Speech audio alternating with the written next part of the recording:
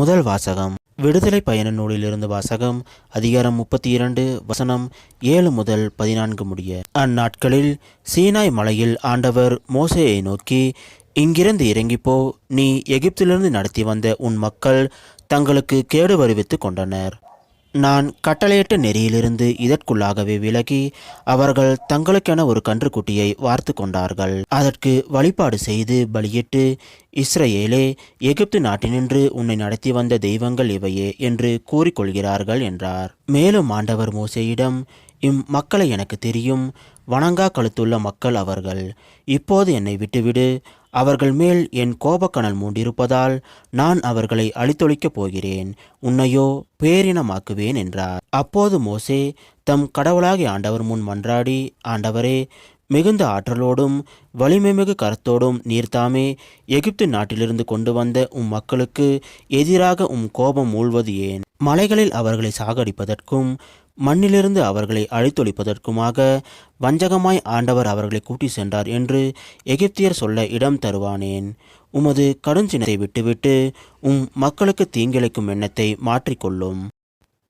அடியவராகிய ஆபிரகாமையும் இஸ்ரவேலையும் நினைத்தருளும். நான் உன் வழிமரபினரை விண்மீன்கள் போல பெருகச் செய்வேன். நான் வாக்களித்த என் நாடு முழுவதையும் உன் வழிமரபினருக்கு அளிப்பேன். அவர்கள் அதை என்றென்றும் உரிமை சொத்தாக்கிக் கொள்வர் என்று நீராகவே அவர்களுக்கு ஆணையிட்டு அறிவித்துள்ளீரே என்று வேண்டிக் கொண்டார். அவ்வாறே ஆண்டவரும் தம் எண்ணத்தை மாற்றிக்கொண்டு தம் மக்களுக்கு செய்யப்போவதாக அறிவித்த தீங்கை செய்யாது விட்டுவிட்டார். இது ஆண்டவர் வழங்கும் அருள்வாக்கு. இறைவா, உமக்கு நன்றி. இன்றைய நற்செய்தி புனித யோவான் எழுதிய நற்செய்தியிலிருந்து வாசகம். அதிகாரம் 5 வசனம் 31 முதல் 47 முடிய. அக்காலத்தில் இயேசு யூதர்களை நோக்கி கூறியது, என்னை பற்றி நானே சான்று பகர்ந்தால் என் சான்று செல்லாது. என்னை பற்றி சான்று பகர வேறு ஒருவர் இருக்கிறார்.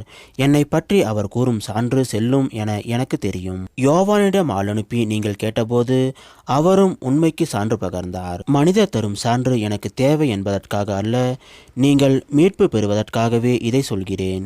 யோவான் எரிந்து சுடர்விடும் விளக்கு. நீங்கள் சிறிது நேரமே அவரது ஒளியில் களி கூற விரும்பினீர்கள். யோவான் பகர்ந்த சான்றை விட மேலான சான்று எனக்கு உண்டு. நான் செய்து முடிக்குமாறு தந்தை என்னிடம் ஒப்படைத்துள்ள செயல்களே அச்சான்று. நான் செய்து வரும் அச்செயல்களே தந்தை என்னை அனுப்பியுள்ளார் என்பதற்கான சான்றாகும்.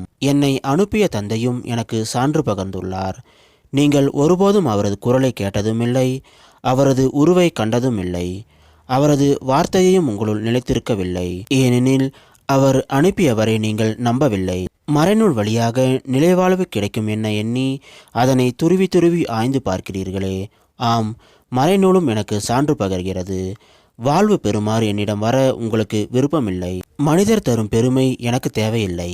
உங்களை எனக்கு தெரியும், உங்களிடம் இறையன்பு இல்லை. நான் என் தந்தையின் பெயரால் வந்துள்ளேன், ஆனால் என்னை நீங்கள் ஏற்றுக்கொள்ளவில்லை. வேறொருவர் தம் சொந்த பெயரால் வருவாரானால் அவரை நீங்கள் ஏற்றுக்கொள்வீர்கள். கடவுள் ஒருவரே. அவர் தரும் பெருமையை நாடாது ஒருவர் மற்றவரிடமிருந்து பெருமை தேடிக்கொள்கிறீர்களே. உங்களால் எப்படி என்னை நம்ப இயலும்? தந்தையின் முன்னிலையில் உங்கள் மேல் குற்றம் சுமத்தப் போகிறவன் நான் என நினைக்காதீர்கள். உங்கள் சார்பாக நிற்பவர் என நீங்கள் எதிர்பார்க்கும் மோசேயே உங்கள் மேல் குற்றம் சுமத்துவார். நீங்கள் மோசேயை நம்பியிருந்தால் என்னையும் நம்பியிருப்பீர்கள், ஏனெனில் அவர் என்னை பற்றித்தான் எழுதினார். அவர் எழுதியவற்றை நீங்கள் நம்பவில்லை என்றால் நான் சொல்லுபவற்றையும் எவ்வாறு நம்பப் போகிறீர்கள்? இது கிறிஸ்து வழங்கும் நற்செய்தி. கிறிஸ்துவே உமக்கு புகழ்.